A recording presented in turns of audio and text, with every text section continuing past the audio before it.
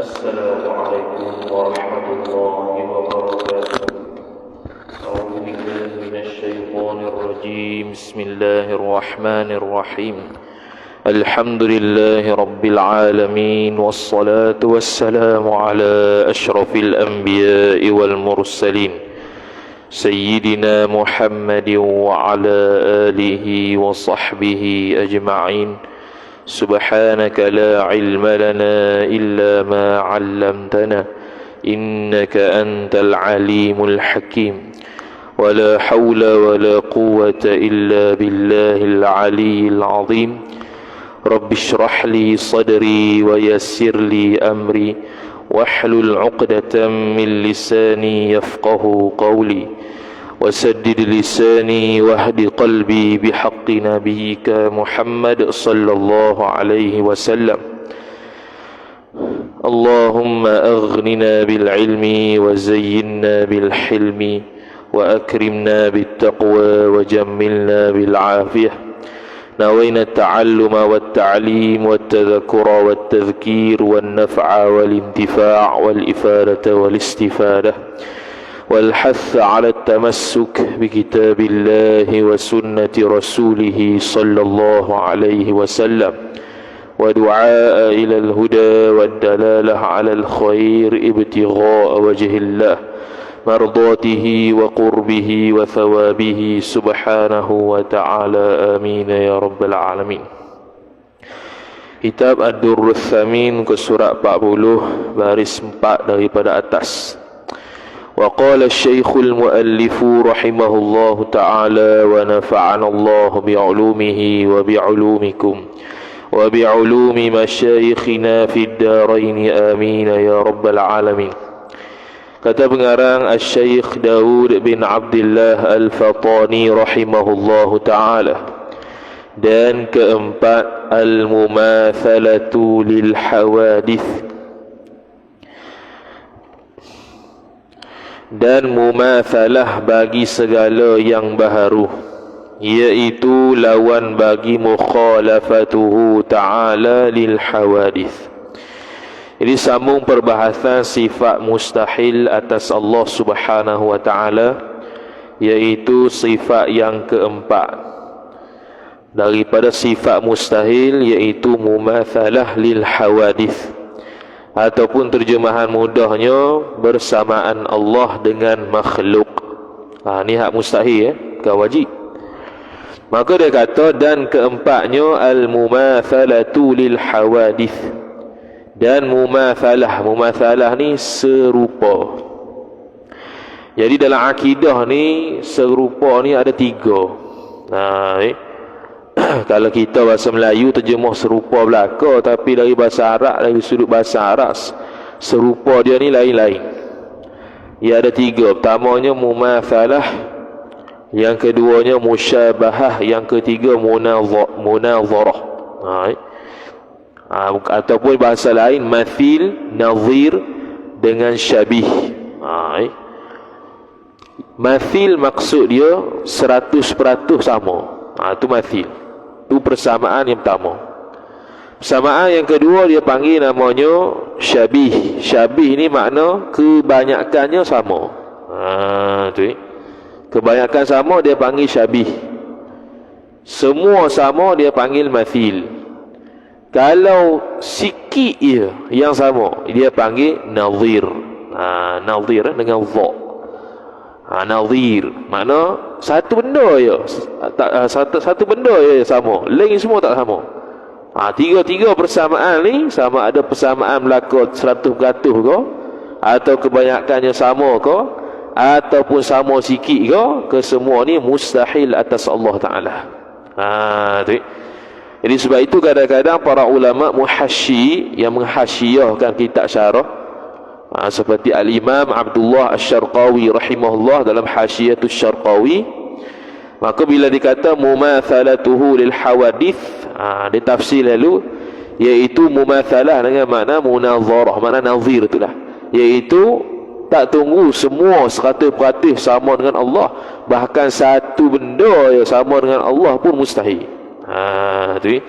Takut kalau orang faham bahasa Arab, mumathalah ni makna 100% sama, makna tak ternafi kalau kebanyakan sama, atau tak ternafi kalau sikit je sama. Maka ulama jaga selalu dah. Kitab-kitab hasyiah dia jaga selalu dah. Dia kata, bukannya tunggu 100% baru mustahil, bahkan walaupun 1% sekalipun sama dengan Allah mustahil. Mustahil sini makna tak terima di akal kita. Fikir-fikir tak kena jalan. Boleh ke tak 1% sama dengan Tuhan? Tak boleh. Kemudian iaitu mumatsalah bagi segala yang baharu tu, lawan bagi mukhalafatuhu ta'ala lil hawadith. Tu sifat hak wajib. Tu sifat yang mesti kita terima, kata sejak azali Allah tak sama makhluk. Sejak azali Allah tak sama makhluk dengan makna sejak azali Allah Ta'ala bukan jirim, sejak azali Allah Ta'ala bukan jisim, sejak azali Allah Ta'ala bukannya sifat yang baharu atau digelar sebagai arad, bukan belaka. Sebab takut timbul kemusykilan. Mukhalafah lil hawadith maksud dia Allah tak sama dengan makhluk ataupun tak sama dengan benda baru. Lepas tu kita kata pula sejak azali. Sejak azali ni ada makhluk ke? Sejak azali ada benda baru ke? Tak ada. Lepas tu kita kata azali tu kenapa? Sejak azali tu tak sama dengan makhluk, maknanya tak sama dari sudut Allah Ta'ala sejak azali tidak berjisim, kerana baharu ni antaranya ialah jisim.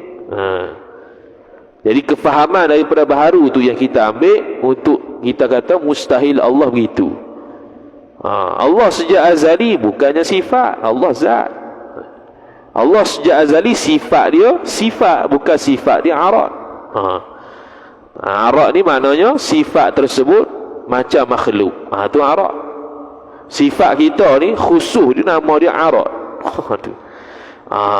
Jadi sifat Allah bukan arad. Sifat Allah sifat. Sifat kita boleh panggil sifat, boleh panggil arad. Arad tu sebab kita punya sifat ni berubah, sebab tu dia panggil arad. Sifat Allah tidak berubah. Kalau kudrat, kudratlah sampai ke habis. Kita sifat kudrat makin lama, makin tua, makin kurang, makin kurang. Tu arad. Sebab dia berubah. Kemudian kata musannif rahimahullahu ta'ala, maka makna mumatsalah itu seperti bahawa ada ia Allah berjiring. Tu contoh dia tu, contoh ni. Jadi kalau Allah Ta'ala itu sama dengan makhluk, makna pertama kita boleh kata Allah Ta'ala jirim. Jiring itu apa? Iaitu benda yang boleh belah bahagi. Sama ada kerak ke, belah ke, potong ke, tebang ke, tak boleh berlaku. Allah Ta'ala zat dia bukan gitu. Zat kita, zat makhluk, zat kita begitu. Boleh dicincang, boleh dibelah, boleh ditaki, boleh dipotong, boleh dikerak, boleh berlaku. Kemudian kata musannif, dan makna jiring. Lepas tu dia pun terang jiring sikit menatang apa jiring. Dulu kita dah sebut dah jiring tu apa, dia dah bahas dah, dia bahas lagi untuk kita kuatkan lagi kefahaman. Maka dia kata, dan makna jiring itu yang memenuhi lapang noktah. Benda yang memenuhi lapang tu jiring. Benda tu kita memenuhi lapang tak? Memenuhi ruang. Lapang ni ruang lah. Ruang. Kita memenuhi ruang tak? Memenuhi ruang. Maka kita jiring. Laptop memenuhi ruang, maka dia jiring. Masjid memenuhi ruang, lepas tu dia jiring. Lepas tu kita beli tanah, ada ukuran dia. Sebab tu ruang yang kita nak buat masjid tu, berapa ekar ke ladang, untuk orang petani sawah, berapa ekar ni, berapa hektar dia punya tanah. Sebab nak letak benda tu, nak tanam apa, perlu pada ruang. Tak boleh kita tanam lebih kurang. Nak tanam, nak hasilkan padi, tapi tanam kok awan, tak boleh. Kalau dia kata kok awan pun, dia tu bertempat juga, bertempat di awan. Kalau nak kata awan lah. Tu Jadi Allah Ta'ala maknanya bila kita kata Allah bukan jiring, automatik kita kata Allah tak penuhi ruang. Automatik kita akan faham Allah itu tidak bertempat. Tu. Jadi kita tidak boleh kata Allah Ta'ala itu berada di mana-mana jual yang kita anggap macam dia boleh ada. Arah kau, tepi arah kau, bawah arah kau, tepi hadapan arah kau, belakang arah kau, atas arah, tak boleh berlaku. Sebab hak tu menunjukkan Allah beruang. Bukan beruang menatang tu. Beruang. Gitu. Kata musannif rahimahullahu ta'ala, maka adalah jirim itu a'am tu lebih umum. Sebab apa? Kerana dikatakan bagi jising dan jauhar. Dua istilah lagi. Jising tu maksud dia boleh dibelah bahagi, sama juga macam jiring. Cuma jiring ni dia umum lagi. Sebab apa? Sebab dia merangkumi jauhar. Jauhar sini ialah benda yang tak boleh langsung dibelah bahagi. Contoh kalau kita kata atom.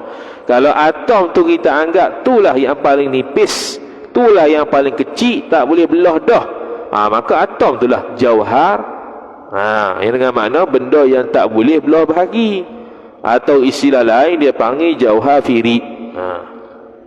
Tu jiring. Jiring lebih umum lah. Makna jiring tu masuk sekali jisim, masuk sekali jauhar. Tapi bila sebut jauhar firi, belum tentu jising. Sebab jauhar firi tu tak boleh belah bahagi, jising ni boleh belah bahagi.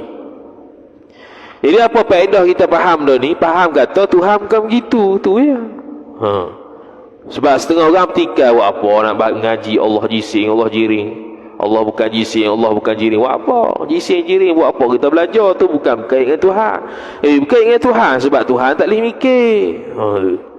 Allah Ta'ala, Nabi SAW sebut, tafakkaru fi khalqillah wala tafakkaru fil khaliq.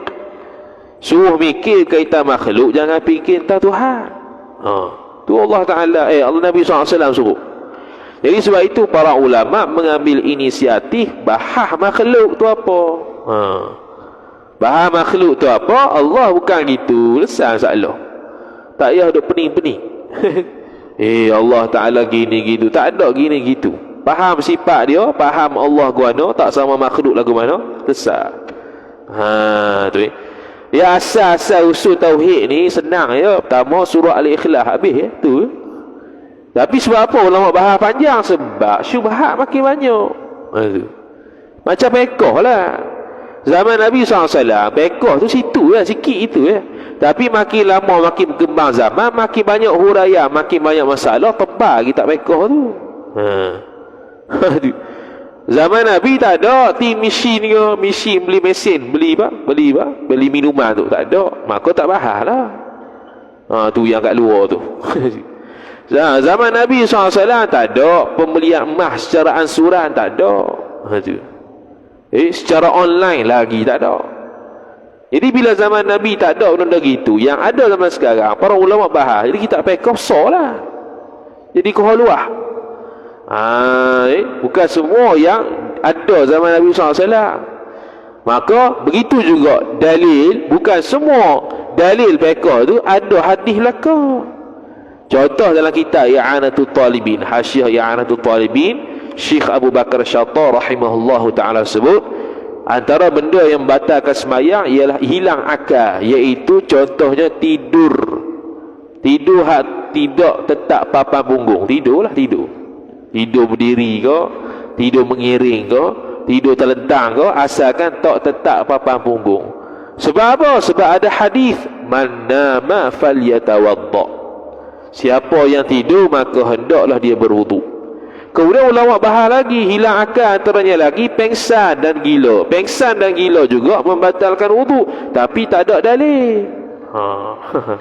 Tak ada dalil dalam Quran, tak ada dalil yang ada hadis yang mana kata secara jelas siapa-siapa gila maka lepas sembuh wajib berwuduk. Tak ada. Siapa-siapa yang pengsan pitang, lepas pengsan pitang wajib berwuduk. Tak ada. Lepas tu sebab apa kata batal? Sebab qiyas. Tu dia panggil qiyas aulawi, qiyas yang lebih utama. Kalau tidur pun batal, gila dengan pengsan lebih atas daripada tidur lagi batal. Gitu. Dalam Quran sebut wala taqul lahuma uffin. Jangan kamu kata pada mak pak kamu perkataan uff. Dalam Quran tak sebut jangan pukul mak pak. Betul boleh ya? Tak boleh. Sebab apa? Sebab kias. Kalau cakap pun tak boleh, pukul lagi tak boleh. Carilah dalam satu hadis ke, ayat Quran ke, tak ada yang kata jangan kamu pukul mak bapak kamu. Siapa mampu tak jumpa? Mati duduk balik tak jumpa. Sebab apa? Sebab tak ada benda tu.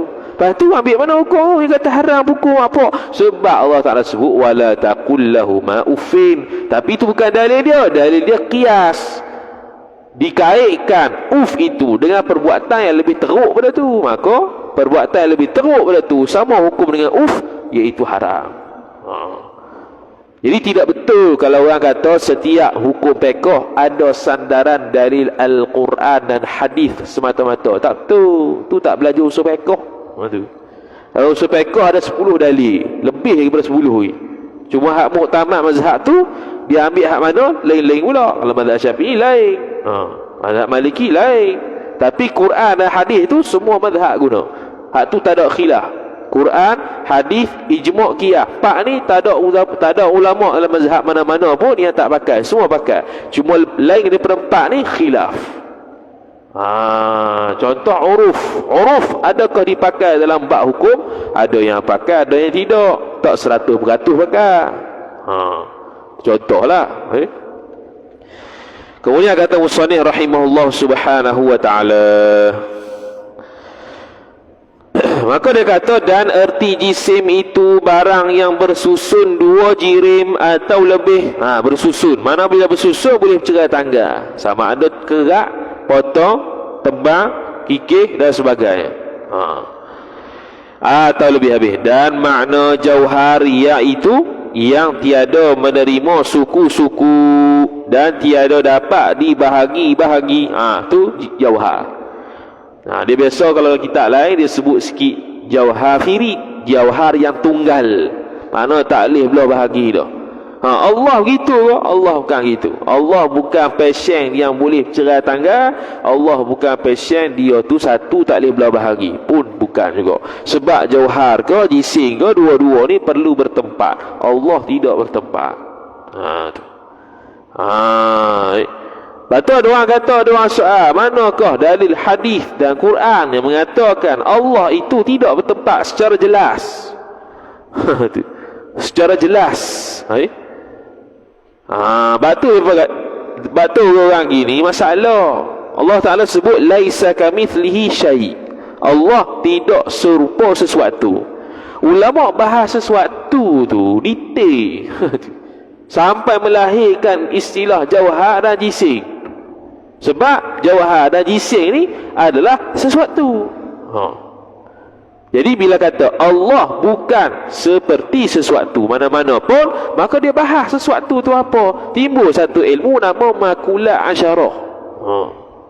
Satu jauhar 9 arah. Dia bahas belaka. Bila tu apa, bagaimana tu apa, bahas belaka.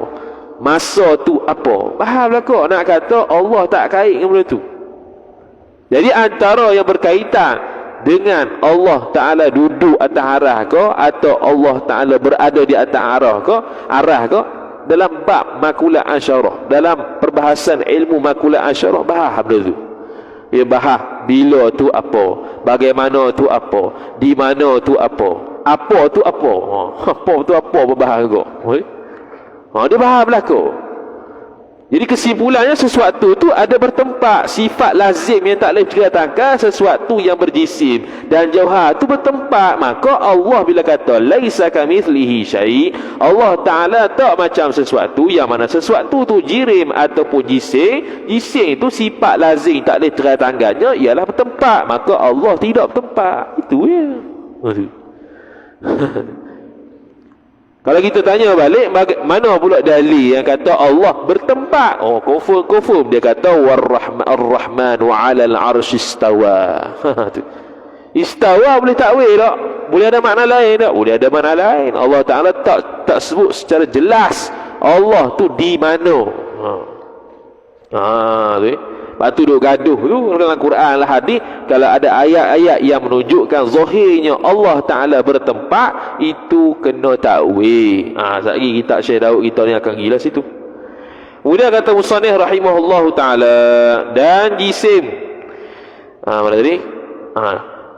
Artinya tiada Allah Ta'ala berjirim yang mengambil qadar lapang. Allah Ta'ala tak berjirim. Yang mana bila kata Allah tidak berjirim, Allah tak ambil qadar lapang, luah mana. Sebab tu kalau kata Allah bertempat di atas arah, confirm akal kita mikir Allah kalau duduk atas arah, so mana Tuhan ni? Besar arah lagi ke, arah sikit kecil lagi ke, lagu mana? Atau muat-muat dengan Tuhan ke, lagu mana? Sebab kita ada akal. Kita ni bukan tauhid Kristian. Tauhid tiga Tauhid Kristian yang Trinity tu mereka taklid buta ya. Kalau tanya kenapa tiga, habis cerita dia tu. Mereka kata apa? Jawapan terakhirnya, jawapannya ialah kami beriman je. Tak kisah lagu mana kami beriman je. Padahal ada akal. Mana dia tidak mensyukuri nikmat akal tertutup. Benda boleh mikir, dia tak mau mikir. Lepas tu sebut Allah Ta'ala sebut banyak kali, afala ta'qilu banyak kali tu. Afala tubsiru. Apa? Semua pakai akal. Kalau kata tiga Tuhan, macam mana boleh ada tiga Tuhan ni? Tiga Tuhan tu macam mana kita nak boleh gambarkan dalam dunia ni hakikatnya tiga Tuhan? Tak boleh lagi. Kalau tiga Tuhan gaduh, pakat masing-masing gaduh Tuhan, ataupun pakat muafakat berlaku tiga-tiga, lemah juga Tuhan sebab saling berhajat. Lepas tu Asy'ariyah itu sifat 20, Ahlussunnah wal Jamaah ni kuat dah dari dia nak menantang pandangan-pandangan salah faham ajaran akidah. Tiba-tiba tak payah mikir lah lagu mana. Tak payah mikir tu kaifiyat. Allah Ta'ala sebut Ar-Rahmanu 'alal 'arsy istawa. Istawa tu apa? Tak payah mikir. Tu salaf. Dia tafwid serah makna pada Allah. Tak tahulah istawa tu apa, wallahu a'lam. Tapi istawa tu Quran. Jangan lapi pula. Kalau napi kafir. Jahmiyah dia kata istawa tu bukan Quran. Tu tak boleh. Tu Jahmiyah. Dia nak mensucikan Allah Ta'ala daripada makhluk.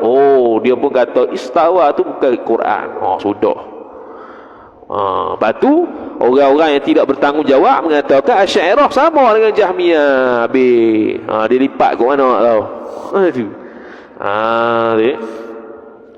Dia lipat banyak. Sebab tu dia tak mengaji ba'as. Dia tak mengaji sifat 20, dia bahas sifat 20. Nampak bodoh. Kan nampak cerdik. Allah tak tahu. Kemudian kata musannif rahimahullahu ta'ala, atau ada ia Allah daripada arat, daripada sifat yang baharu, yang berdiri, yang ada dengan jiring. Allah Ta'ala bukan arat. Sebab arak ni sifat baharu, sifat pasien berubah. Arak ni mesti ada di jisim. Jadi kalau Allah sifat, lagi-lagi salah.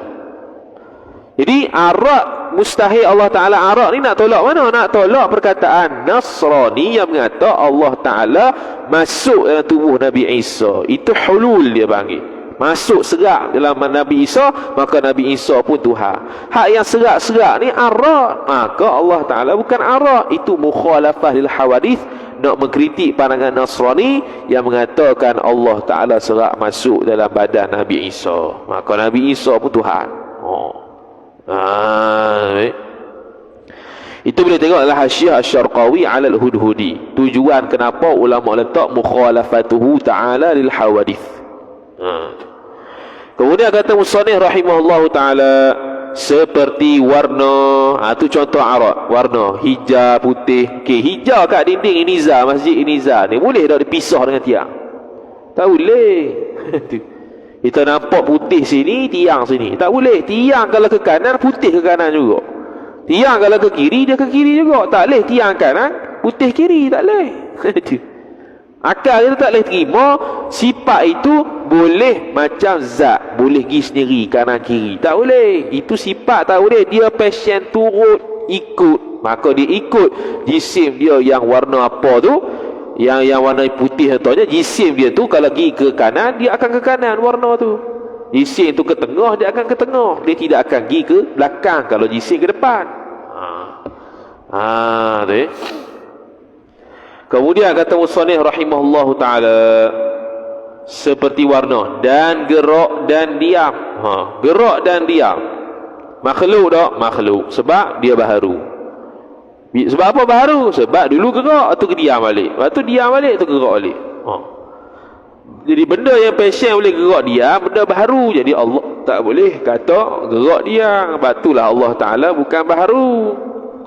Kalau Allah boleh gerak dia, Allah tu bukan baharu, Allah tu bukan qadim. Bila bukan qadim, Allah Ta'ala baharu. Bila kata Allah baharu, kafir. Itu Allah turun sepertiga langit dunia. Sepertiga langit dunia pula. Allah turun ketika masa sepertiga malam akhir. Turun dengan zat-zat daripada orang itu. Kalau etika itu bahaya. Lepas tu lah turun tu gerak. Kalau kita faham gerak dia sungguh, gerak dia ni baharu sebab dia boleh berubah. Ada yang gerak saja. Mana laut gerak tak pernah diam pun. Okey, andai kata kalau kita kata diam, boleh tak diam? Laut tu boleh diam tak? Boleh diam tak laut tu? Boleh. Kalau Allah Ta'ala kehendak boleh diam, boleh. Batu boleh gerak tak? Boleh. Apa tak boleh Masjid boleh gerak, boleh masjid boleh gerak kalau Allah Ta'ala nak kehendak gerak. Dia pakat tolak dengan angin, terbang masjid Niza. Terbang naik kawan. Boleh tak? Boleh. Cuma tak berlaku sebab adat dia batu ni tak gerak kalau dia tu tak ada orang gerakkan, sebab dia bukan passion ikhtiar. Bukan ada ikhtiar kehendak macam kita ni gedek-gedek di jalan, tak ada.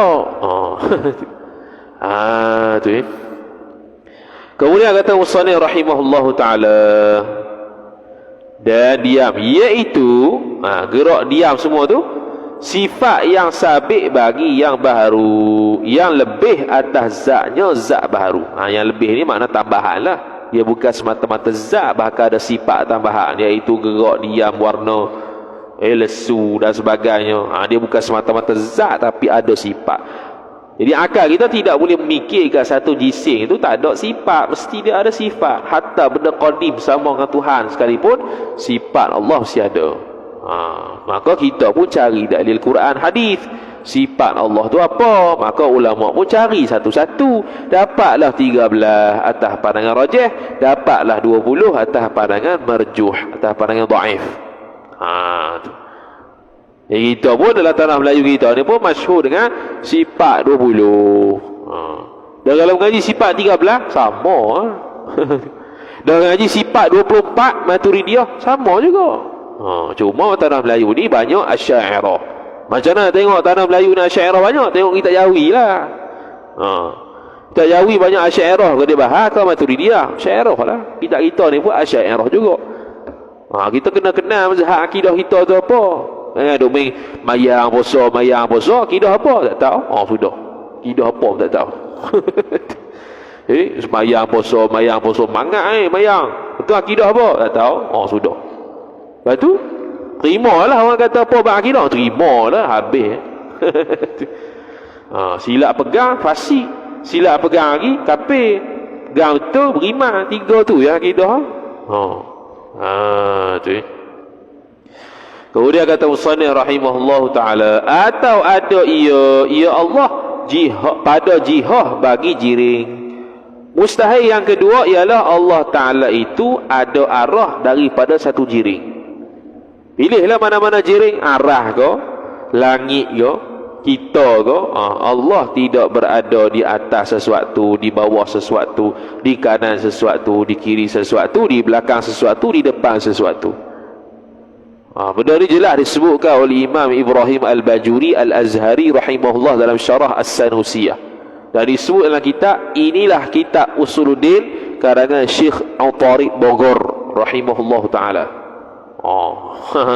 Tu. Kemudian kata Musannif rahimahullahu subhanahu wa ta'ala, atau ada tadi ciri seperti seperti di atas atau di bawah atau di kanan atau di kiri atau di hadapan atau di belakang, yakni di belakang sesuatu, maka sekaliannya itu mustahil. Mustahil, tak boleh terima. Sebab bila kata Allah berarah, sama dengan makhluk. Sama dengan makhluk lah. Allah atas arah fasik, Allah bawah arah kafir. Bebek kata Allah atas arah, apa dah Allah bawah arah? Allah bawah arah kafir lalu.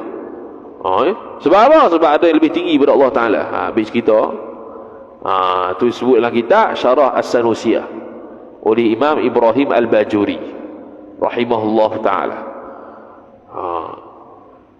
Kemudian kata Musannif rahimahullah ta'ala,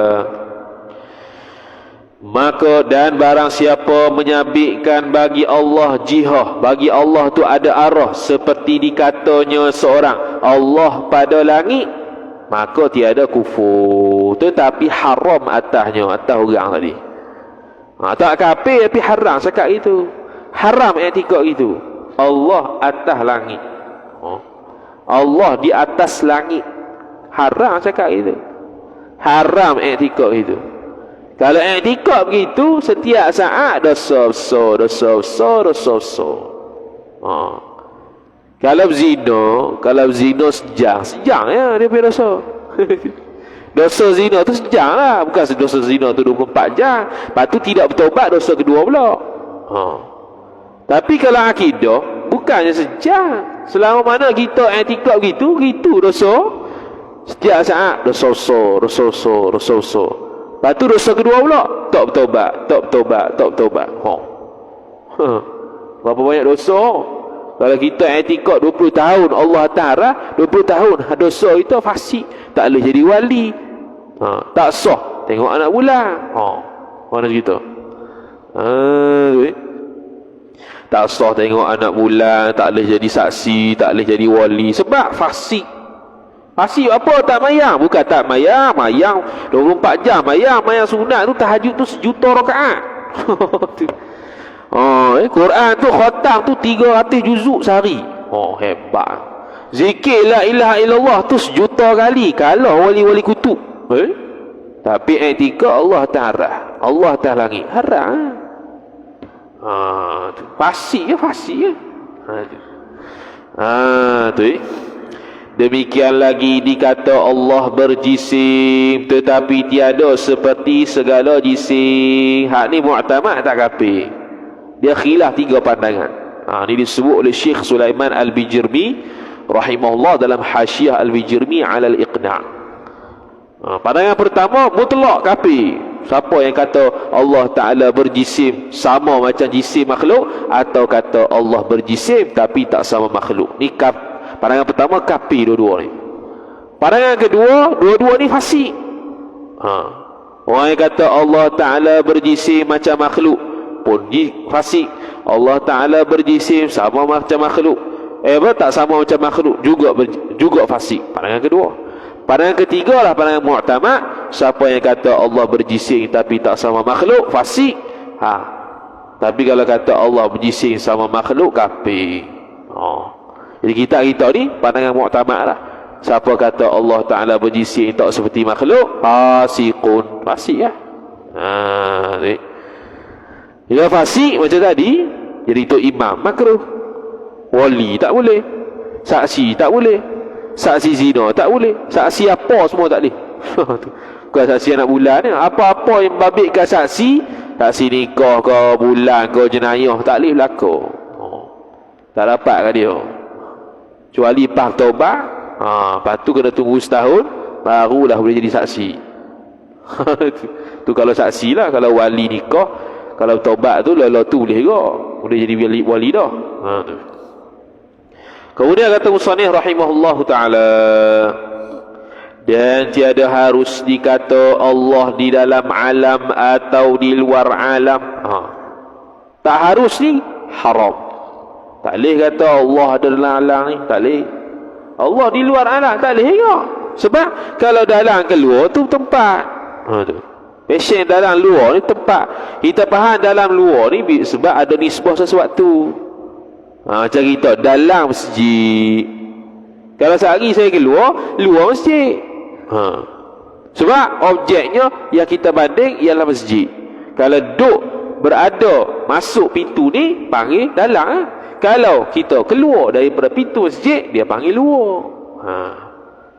Jadi kalau contoh alam ni ada pintu, ada had dia, maka kalau Allah berada dalam tu, dia panggil Allah berada dalam alam. Kalau di luar had tu, Allah berada di luar alam. Jadi Ahlussunnah wal Jamaah, dua-dua bukan Allah belaka. Sebab Allah tidak bertempat, Allah tidak berarah di dalam atau di luar.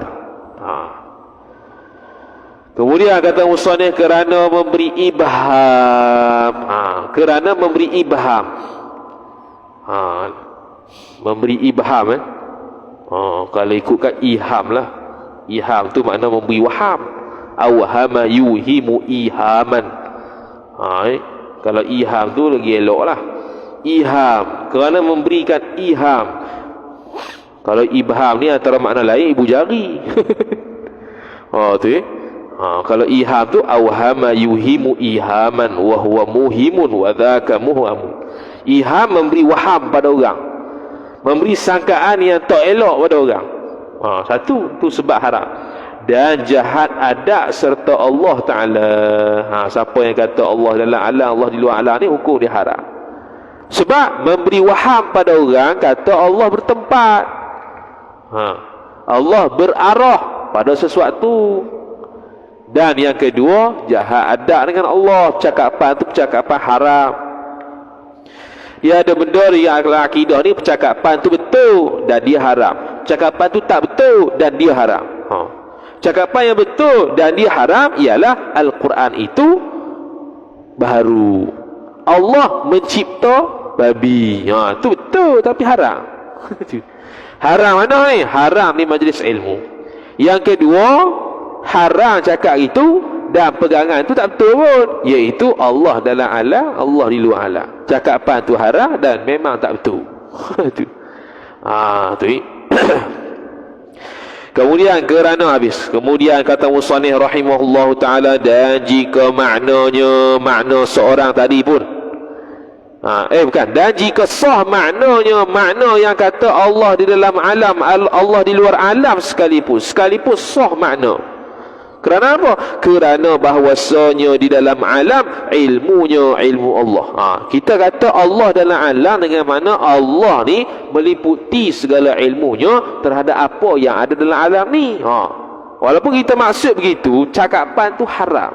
Sebab memberi waham pada orang Allah bertempat, Allah berarah. Itu ya.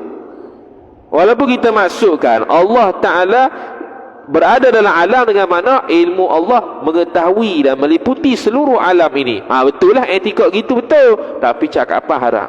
Tapi kalau di etikot sungguh Allah memang berada dalam alam ni, bertempat dalam alam ni, maka itu hukum dia haram lagi dosa. Sebab tak betul. Tu. Dan keluar daripadanya, daripada alam, dengan bahawa tiada ia Allah daripada jenisnya, jenis alam. Jadi kita pun buat ayat Allah berada di luar alam dengan makna Allah bukan jenis alam, pun haram juga. Sebab memberi waham pada orang kata Allah Ta'ala berarah, Allah Ta'ala bertempat. Jadi cakapan tu kadang-kadang betul tapi haram kalau disebut pada Allah Ta'ala. Sama macam Nabi SAW. Nabi SAW berhajat kepada selawat kita, betul tapi haram. Sebab dia tu memberi waham pada kata Nabi pun berhajat pada kita. Takkan kita berhajat pada Nabi. Jadi gitu. Kalau orang tak belajar kita kata gitu, habis beri waham pada orang, memberi kekeliruan kepada orang. Itu diharamkan oleh syarak walaupun maknanya betul sekalipun. Tu.